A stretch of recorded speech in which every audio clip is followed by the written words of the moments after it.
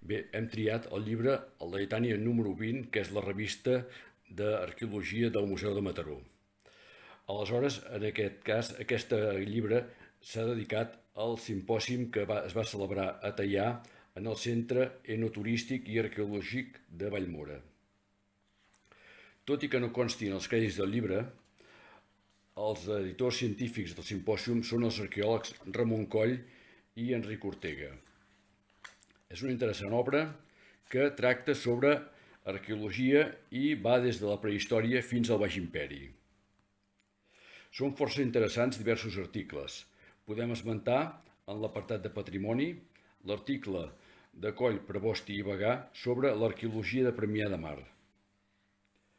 En l'apartat d'estudis veiem un interessant estudi de Daniel Daví sobre l'hipogeu de la costa de Can Martorell.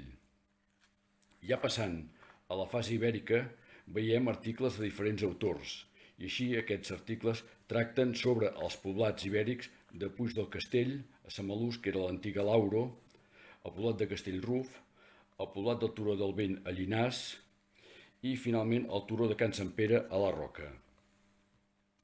Dins l'apartat d'època romana veiem un article d'en Ramon Jàrrega i d'Enric Colom sobre el comerç del vi leità a la península Itàlica.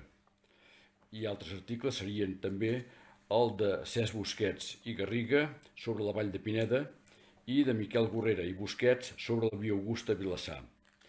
Ja passant a l'apartat del Baix Imperi, tenim un article de Torre Llauder que tractaria sobre la cel·la binari baix imperial, que està realitzat per Marta Prebosti, Clariana i Orovich.